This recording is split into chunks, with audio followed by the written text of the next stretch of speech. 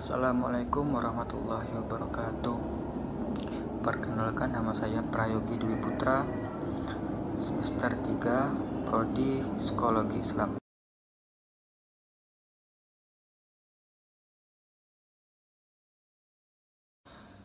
Keluhan fisik saya sering mengalami sakit pinggang, nyeri-nyeri di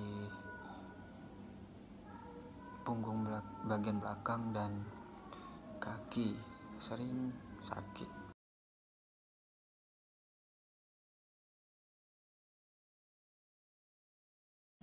Saya merasa asing dengan diri saya sendiri.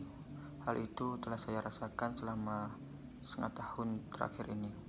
Bermula dari melakukan kebiasaan baru untuk memperbaiki diri, membuat diri lebih tertara agar kedepannya kehidupan saya lebih baik.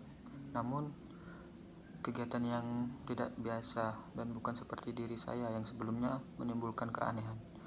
Seringkali saya merasa kurang dan ada yang kosong. Walaupun di suatu situasi tersebut sebenarnya saya merasa amat senang. Hal itu akhirnya membuat saya tidak nyaman dengan diri sendiri. Saya merasa ada versi baru di dalam diri saya dan tidak pas. Setiap kegiatan yang saya lakukan, saya merasa kurang enjoy. Hal ini juga berdampak pada konsentrasi saya. Tidak fokus, seperti ada cerita yang saya rangkai di pikiran dan itu terus mengalir di keluar kendali saya. Saya berharap bisa jadi diri saya sendiri dengan nyaman seperti dulu.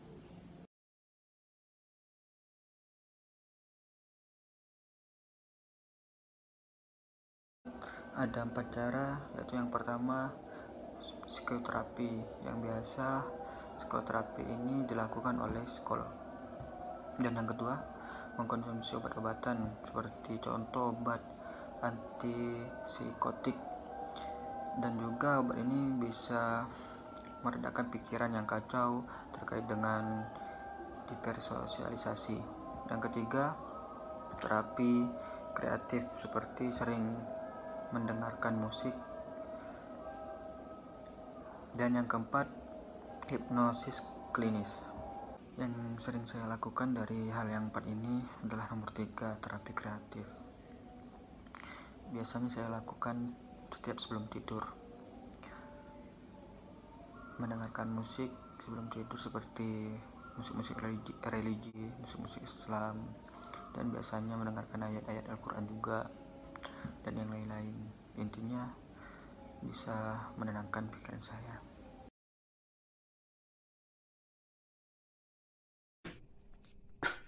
Bismillahirrahmanirrahim. Assalamualaikum warahmatullahi wabarakatuh. Saya Afif Anggito Abimanyu, mahasiswa Institut Agama Islam Negeri Pontianak, program studi Psikologi Islam semester 3, kelas 3B. Saya ingin berbagi sedikit tentang keluhan yang saya alami. Saya memiliki keluhan pada jaringan tubuh dalam, yaitu otot.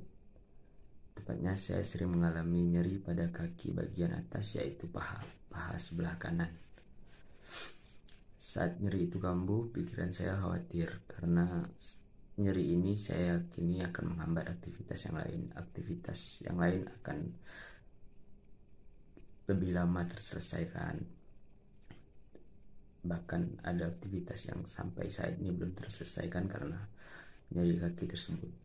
Tapi di satu sisi saya juga berpikir bahwa ini bertanda dari aktivitas saya yang berlebihan. Di samping aktivitas yang berlebihan, saya juga merasa ada pembiasaan yang salah. Dari mulai jadwal tidur yang tidak teratur, olahraga yang tidak teratur, dan sebagainya. Cara atau solusi yang saya lakukan untuk meredam nyeri pada paha saya adalah menentukan jadwal istirahat dan aktivitas saya. Mencoba untuk sedikit lebih santai dalam beraktivitas, dalam artian tidak terburu-buru, dan merombak pembiasaan-pembiasaan yang dapat memicu nyeri pada paha saya, seperti mengurangi jadwal olahraga yang awalnya 3 kali dalam seminggu menjadi 2 kali, tidak begadang jika tidak ada yang penting atau sebuah keharusan. Selain itu, saya juga tidak terus-menerus menuntut diri saya untuk tampil maksimal, tidak juga terus menyalahkan apabila ada kekurangan dari hasil sesuatu yang saya lakukan, serta menerima bahwa saya memang memiliki banyak kekurangan dan memanfaatkan kekurangan saya sebagai media belajar dan terus mencari tahu kelebihan dan kekurangan di dalam diri saya. Assalamualaikum warahmatullahi wabarakatuh. Perkenalkan, nama saya Dila Ramadanti. Saya dari program studi Psikologi Islam semester 3, Fakultas Usuluddin Adab dan Dakwah IAIN Pontianak. Saya di sini akan menceritakan sedikit tentang keluhan fisik saya, yaitu sakit kepala. Sakit kepala dapat disebabkan oleh beberapa hal, seperti yang pertama, banyaknya pikiran, yang kedua, kurangnya waktu tidur, dan yang ketiga, terlambat makan. Misalnya, kurang waktu tidur. Saya akan merasa nyeri di kepala, pusing kunang-kunang, dan tidak nafsu untuk makan saat bangun keesokan paginya.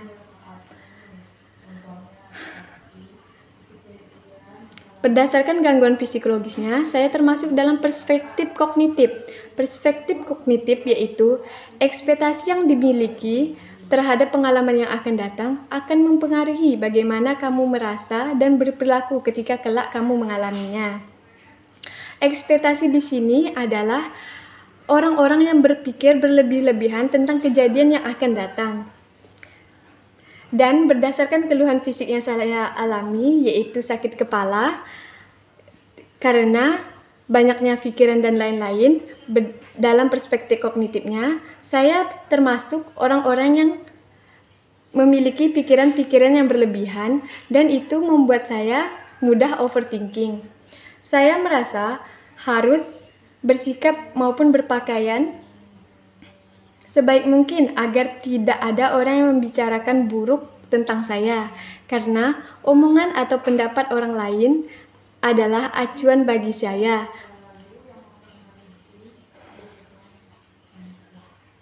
Untuk melakukan suatu hal agar tidak ada lagi orang yang membicarakan saya, karena omongan orang lain itu akhirnya membuat saya kepikiran hal-hal yang tidak menyenangkan, walaupun orang tersebut tidak membicarakan seperti apa yang saya pikirkan.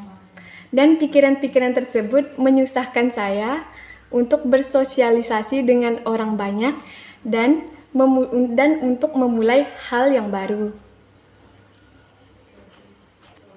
Solusi yang saya lakukan untuk mengurangi atau mengatasi sakit kepala saya yaitu dengan lebih memperhatikan jam tidur agar tidur saya lebih teratur,